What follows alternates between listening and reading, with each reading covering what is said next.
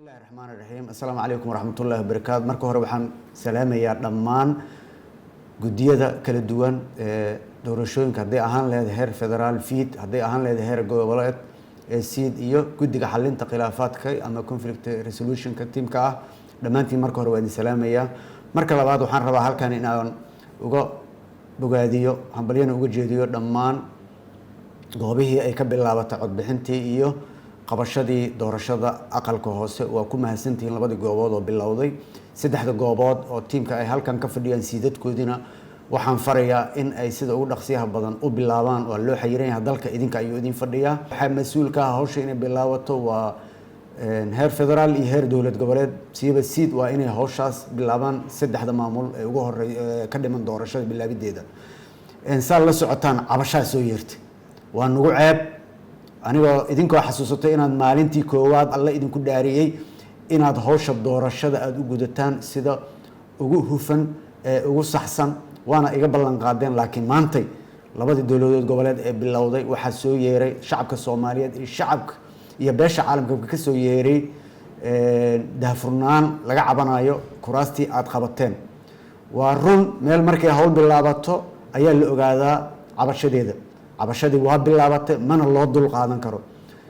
waa in la yareeyaa ama la zuuliyaa sideedaba eedeynta lagu eedeynaya inay guddiyada lumiyeen madax banaanida maamulka doorashooyinka haddii la arkay kursi hebel oo loo diiday iyo kursi hebel oo guddigoodii iyo odayaashoodii aysan meesha ka muuqan kalsoonida shacabka waa luminaysiin guddiyada waxaad isleedihiin dowlad goboleedka ayaa idin wato dowlad goboleedka ayaa idin soo saaray cid idin soo saaratay ama idin magacaawda ma jirto dekreetada ra-iisul wasaaraha kusoo baxdeen horta dhegtiina taas u furo marka ha luminina mar kale oo idinkugu soo celinayaa waa inaadan luminin kalsoonidii laydinku qabay sababtoo ah doorasho haddaysan kalsooni lahayn doorashadaas ma socon karto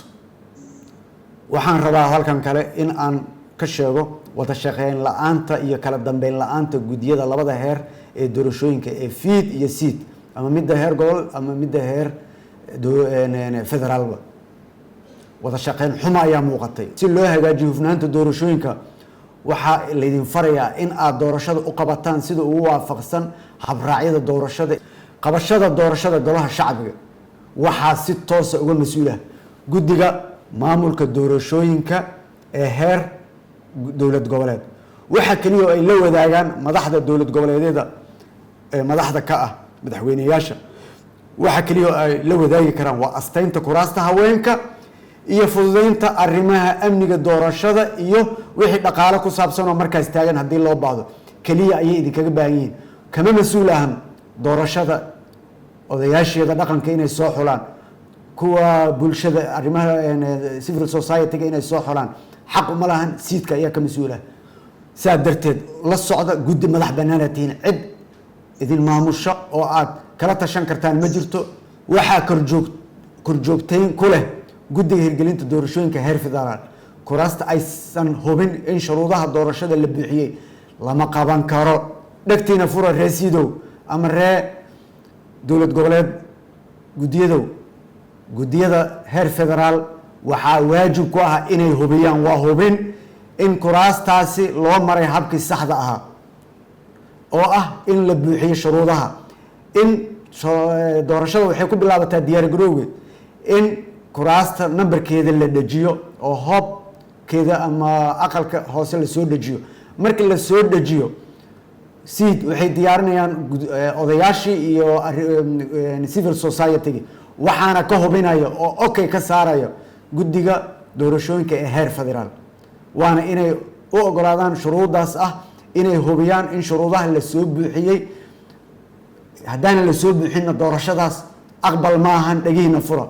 waa in guddiga hirgelinta doorashada heer federaal iyo heer dowlad goboleed iyo guddiga xalinta khilaafaadka ay si wanaagsan u wada shaqeeyaan haddii sidaasi dhici weydo waxaa mas-uuliyadda qaadaya ciddii qaladkaasi samaysa haddii guddoomiyaha fiid uu daraad dhahay kursigaasi waa la hakiyey waxaa ceeb ah oo foolxumo ah in guddiga sida baydhabo guddigii federaalka loo dira halkaas iyo kii khilaafaadkaba ay ag istaagan yihiin iyagoo mooda inay dowlad goboleedka ay hoos tagaan ma hoos tagtiin hawsha idinkaa iska leh haddii hawsha la joojiyana waa inaad maqashaan dhagahana aada u furtaan. guddiga hirgelinta doorashooyinka waa in ay si hufan u gutaan waajibaadkooda ah korjoogtaynta hufnaanta doorashada kana qabtaan guddiyada maamulka doorashooyinka qaladaadka ay galaan, waana in ay warbixin joogtaa u soo gudbiyaan xafiiska ra-iisul wasaaraha si uu tallaabo uga qaado ciddii musuq maasuq iyo wax isdabamarin lagu arko. guddiga labada guddi ee fiid iyo siid wixii qalad ah ee dhaco ka hortaga, wixii musuq maasuq oo ka hor imaanaya hufnaanta doorashada ka hortaga, iisoo gudbiya, cid idinku xadgudbi karta ma lahan. guddiga xalinta khilaafaadkan rabaa ugu dambeys inaan u sheego halkan.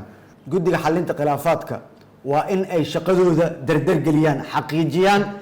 cadaalad si doorashada u noqoto mid lagu kalsoonaan karo. guddiga khilaafaadka waa inaad la socotaan waxa meesha ka dhacayo,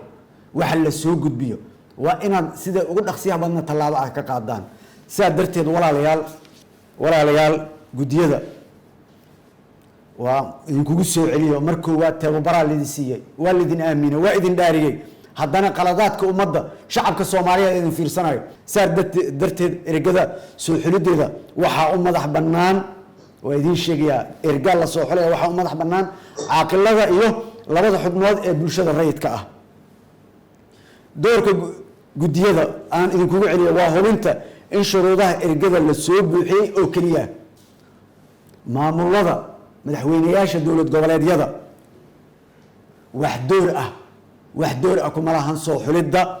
ergada. marka dhagihiina fura, maanta arintaas meel xasaasiya maraysa. qofkaana gudul warningkii ugu dambeeyey aan siinayo waay. qofkii aan arko iyadoo war laga soo saaray qof kaleoo ka dhinac hadlaayo, warqadaheeda hore ha usoo qaadato, ma matasho. taasaa idin sheegaya, dekareeto xafiis ra-iisul wasaaraha kusoo baxdeen. shacabka soomaaliyeed uma dul qaadanayo, xukuumaddeedu uma dul qaadanayso corruption iyo